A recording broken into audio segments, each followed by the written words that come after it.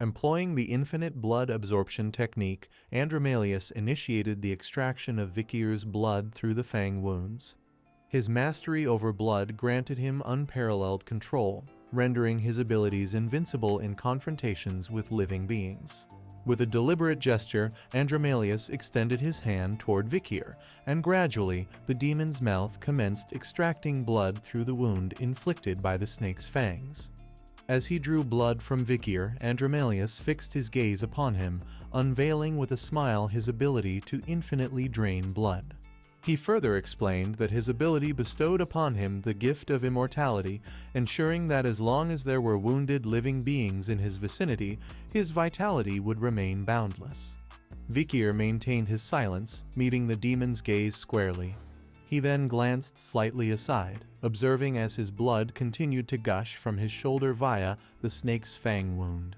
Initially silent, Vikir eventually cracked a smile. Observing this, Andromalius questioned whether Vikir had lost his composure. Misinterpreting the smile as mockery, he extended his hand further, accelerating the blood extraction. Undeterred, Vikir met Andromalius's gaze with a penetrating stare, his body exuding a palpable aura of menace. Covering his mouth with his hand, Andromalius suddenly felt a surge of pressure. Vikir, observing this, found amusement in Andromalius's unwitting absorption of something detrimental. The poison within Vikir's blood subtly took effect in Andromalius's body, gradually harming him. Andromalius gazed at Vikir with a mix of surprise and confusion, unaware of the unfolding effects. Within moments, Andromalius collapsed to his knees, his hands gripping the ground as he bowed his head in agony. Through the pain, he questioned Vikir about the unusual properties of his blood. Vikir, with a smirk, activated the Beelzebub sword and directed Andromalius's attention to it, teasingly suggesting that he might find what followed rather amusing. With a deliberate motion, Vikir drew the Beelzebub sword nearer to his other hand, and with the sharp blade, sliced deep into his wrist. His blood flowed like a crimson waterfall onto the ground, a stark contrast to Andromalius's writhing form. Amidst his suffering, Andromalius discerned the sound of Vikir's blood. Lifting his head slightly, he beheld the demonic aura emanating from Vikir's blood, swiftly realizing its poisonous nature. Observing Andromalius's expression, Vikir disclosed that his abilities extended beyond possessing toxic blood. In a matter of seconds, the wound inflicted on his wrist by the Beelzebub sword fully healed. Locking eyes with Andromalius, he smiled and unveiled his capability for regeneration, akin to that of demons. Upon hearing this revelation, Andromalius's expression underwent a drastic transformation as he fixed his gaze on the wound adorning Vikir's wrist. Beads of sweat formed on his brow as he pondered the possibility of a mere human wielding the power of regeneration. He also questioned how Vikir's blood could hold such potent toxicity against demons, a trait typically associated with formidable creatures like the mountain spider, the nine-headed serpent of the giant lands, and the infamous Medusa dwelling beneath the Black Sea. As drops of Vikir's venomous blood trickled onto Andromalius's face, he gritted his teeth in discomfort. While maintaining eye contact, he mulled over the perplexing question of how a mere human could harbor a poison rivaling that of the mightiest monsters. With a subtle slice from the Beelzebub sword, Vikir created a small cut on his finger. Extending his finger toward Andromalius, he allowed droplets of blood to descend upon the demon's face, further deepening the mystery of Vikir's uncanny abilities. In mere moments, the venomous blood began its relentless assault, inflicting excruciating agony upon the demon. Andromalius, overwhelmed by the torment, bowed his head to the ground, shielding his face with trembling hands as anguished cries erupted from his lips. Vikir maintained a steady gaze, observing the demon's torment with a hint of satisfaction as a faint smile played upon his lips. Taunting Andromalius, Vikir inquired if he desired another dose of blood. Equipped with the gluttonous fly Beelzebub, Vikir wielded the deadly poison ability of S rank in his first slot. His second slot housed the silent Hill Mushu Hushu ability, ranked A, while the third slot boasted the super regeneration ability Swamp Salamander of Wolf, also ranked A. Placing his finger in his mouth to staunch the bleeding, Vikir maintained a composed demeanor. Observing Andromalius in agony on the ground, Vikir noted that Madam's poison was indeed effective even against the 10 elite corpses. Drawing the Beelzebub's sword, its blade radiating a formidable aura, he realized that relying solely on Madam's poison might not be enough to vanquish Andromalius. Step by step, Vikir approached Andromalius, confident in the effectiveness of the poison. As a high-ranking graduate in the 6th Baskerville, and now wielding the power of Beelzebub, he believed he could take on the 10 elite corpses of the era. Unsheathing the Beelzebub sword, he activated Baskerville's 7th technique and delivered a precise strike to Andromalius's chest, inflicting a deep wound. Upon being struck, Andromalius collapsed to the ground, writhing in agony, his gaze fixed on Vikir's advancing form. He gritted his teeth, struggling to comprehend Vikir's inexplicable strength. Moments later, as Vikir drew near, exuding a potent and menacing aura, he locked eyes with the fallen demon.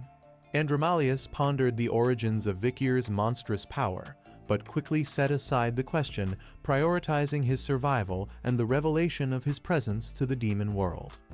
With a swift decision, he disabled the cave's protective shield, a move swiftly detected by Vikir.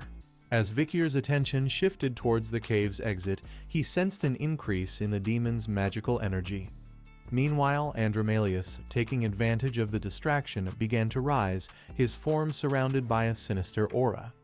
With a wicked grin, he unleashed his demonic abilities, commanding the water of the river within the cave to transform into blood, which ominously pooled behind Vikir.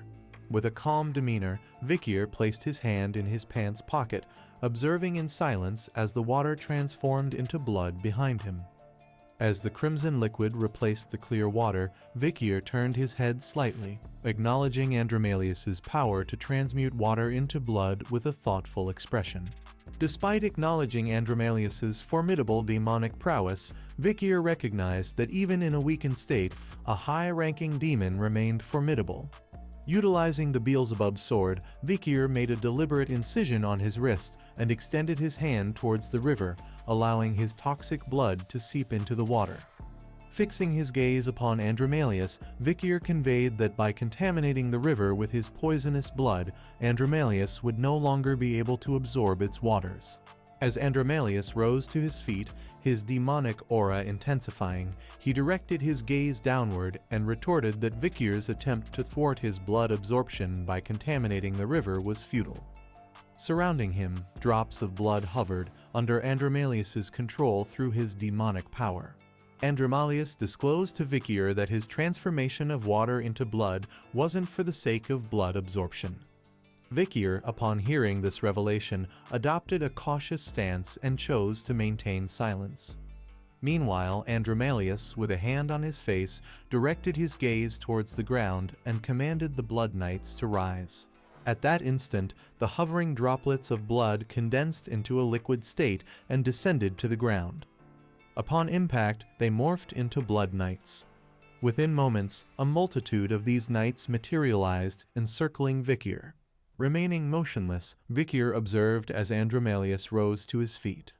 With a hand shielding the wound on his face, Andromalius locked eyes with Vikir and disclosed that the Blood Knights possessed the ability to execute the 6th technique of the Baskervilles, a skill he himself had mastered.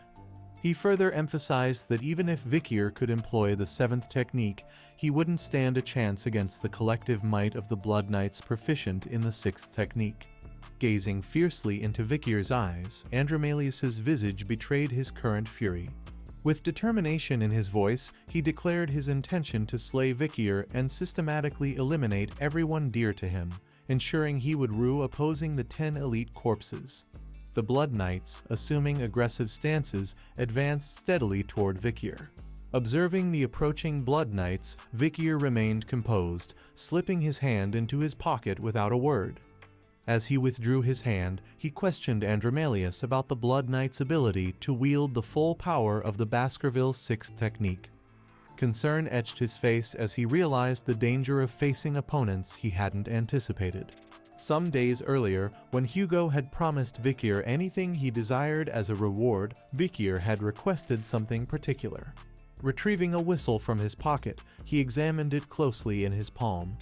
Presenting the whistle to Andromalius, he inquired if it held any significance to him, recalling his association with Baskerville.